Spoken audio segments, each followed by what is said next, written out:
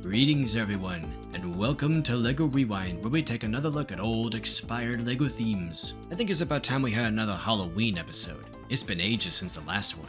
I kinda covered everything then, but there is one spoopy theme that didn't exist at the time.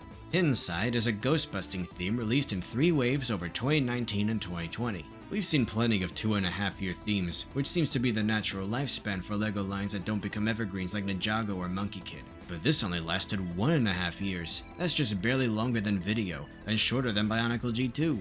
It's a shame, because I think it's a pretty dang good theme. So what happened? I followed Hidden Side before we knew it was called Hidden Side. This was when LEGO's dwindling output of new original themes was really starting to sting, Nexo being the last major one. We were kinda starving, speculating feverishly about the next big LEGO IP, but early rumors of a couple kids exploring a realm called Internetica through their smartphones weren't promising, conjuring mental images of dated meme-inspired sets. Hidden Side, as we eventually knew it, was much more grounded, sort of. There was even a very brief period where only the hidden part was visible, and I was like, hidden what? Hidden what? What's the LEGO hiding? A lot, actually. This theme has layers. The builds were just so interesting. On the surface, they're mostly mundane, realistic locations that wouldn't feel too out of place next to city and creator sets, just a bit grittier with dark earthy colors, weathered terrain, and rustic buildings. But under the surface, many of these builds are haunted or gloomed, transforming from a locomotive or a school or a bench into monsters. Think Monster House.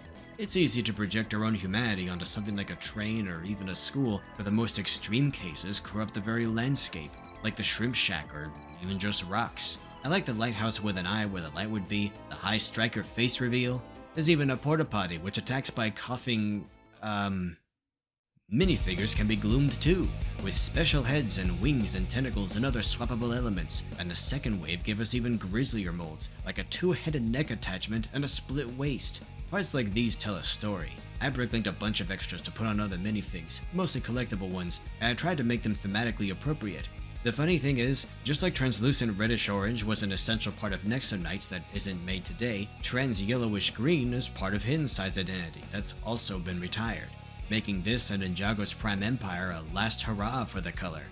Some of these effects, like claws and ectoplasm splatters, came in their own little bag, adding even more customizability. They were mainly produced in trans yellowish green, but a couple batches I received were opaque yellowish green. I've always wondered if these were defects, but I don't mind. This was even more of a signature color for the ghost-possessed builds, perfectly highlighting the evil parts. The heroes' builds were mostly vehicles, beefed up with ghost-busting equipment that similarly stood out with dark azure, trans purple, and gray.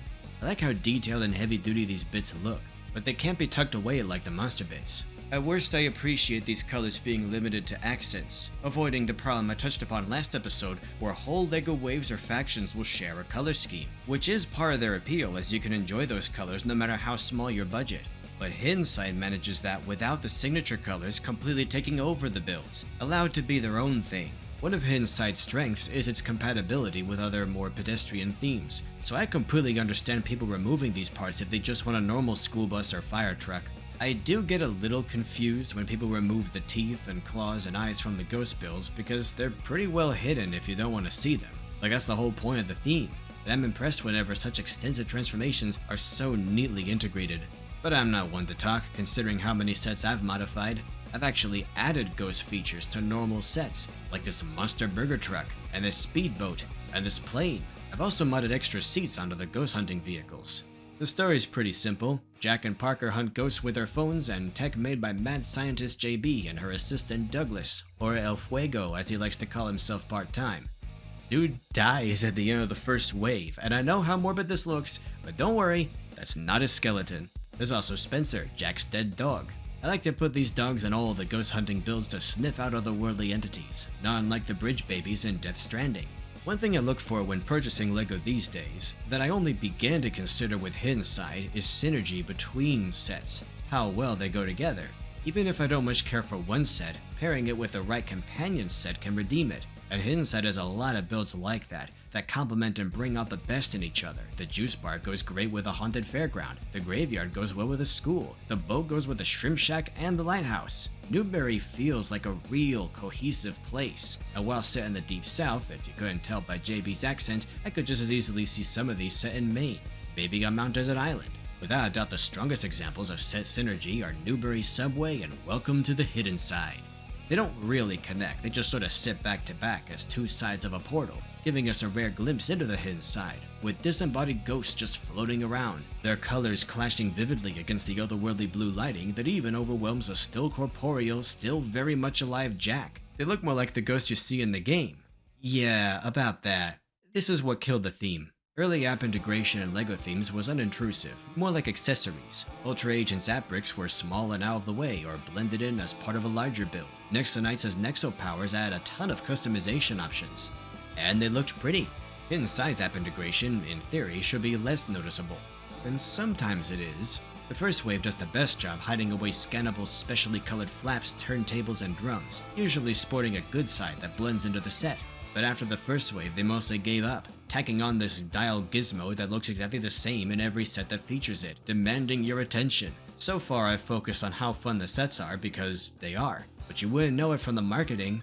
It all seems made to funnel you away from the sets and towards the app. The commercials and demo videos focus mainly on gameplay. The characters have their phones out constantly, and Jack is obsessed with building his YouTube subscriber count in the show. There's a selfie stick set, but you know what, this is all fine. What really hurts is the confusing box art. For most people, it's just really hard to tell what's actually a part of the set. I guess you could say it all technically is because these ghosts appear in the app, and they are very cool designs. Like, geez, this is horrifically Halloween-y. And they have goofy names and short bios that touch upon each one's demise. Falling, crashing, exploding, choking, food poisoning. This theme's only been dead a few years, so this isn't some old LEGO was edgier thing. No, LEGO is still edgy. While most of these probably wouldn't fit the vibe of the sets, I do wish there was a Lady Eve figure. She's the villain for 2/3 of Hidden Side, and she doesn't have a physical presence in the sets. I guess that's what the app and show are for, but it feels weird to leave her out. But these illustrations lack the clarity LEGO's boxes usually have. The back of the boxes look fine. In fact, I've heard many stories of retail workers flipping the boxes around so you can see the builds. Heck, these grungy promotional shots are easier to look at. Very retro, like old LEGO boxes. LEGO's biggest mistake was drawing so much attention to the app, as if that's Hidden Side's selling point and not the plastic bricks. In a world where kids are increasingly targeted by aggressive, manipulative platforms that want to maximize every waking second of our time, families see LEGO as a welcome alternative to that. They don't want to spend $80 on a toy that just tells their kid to jump back on their phone and download the app as soon as they're done building. And between Hidden Side and video, it's been a little funny seeing LEGO forget why people liked them in the first place, and sad seeing a perfectly good theme like Hidden Side suffer from bad marketing and priorities. The last wave follows a similar pattern to lines like Atlantis and Power Miners, shifting to a slightly different aesthetic with Blue Ghost people, as if to kick off a whole new year right as the theme was ending. Probably the most interesting set in this bunch is an observatory that's in the process of changing sides, the cooler colors representing the Hidden Side itself. There isn't so much a transformation feature here as just an endless horde of monsters around the bottom. My favorite of this wave is a final showdown with Slender Man. It's okay, he's secretly a nice Slender Man, got a whole Silver Surfer thing going. This set even has TV. Sorta. This was one of the first themes to reference a ton of others through sticker designs and cameos. You got the characters playing Bionicle games, slapping stickers and graffiti onto their rides, and this guy looks like an aged up pepperoni, which feels appropriate to me.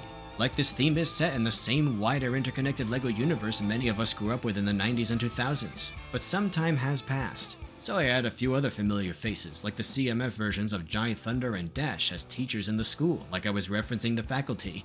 I feel bad for Hidden Side, but only so much. It's a great theme with that old school LEGO gumption cut down before its time, but we still got a couple dozen sets out of it. But part of me would prefer more themes designed to be short but sweet, so we get a faster rotation of new themes. I want to see more themes like this. But the fun doesn't have to end here. You can gloom any number of city, creator, and collectible minifig sets you want.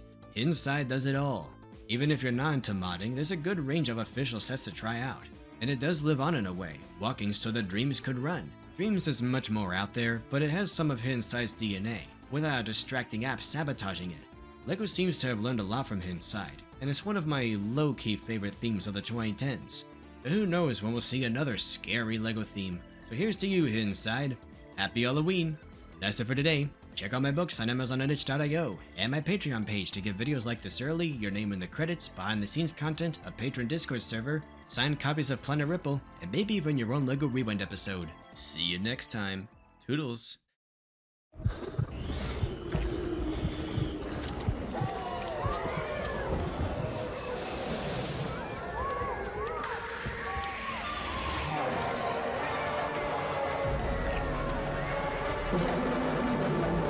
Do you dare to make your LEGO set come to life? You can download the free game and catch the hidden ghosts before they catch you. LEGO Hidden Side. Set sold separately. Smart device not included. App download required for play. Ask your parents first.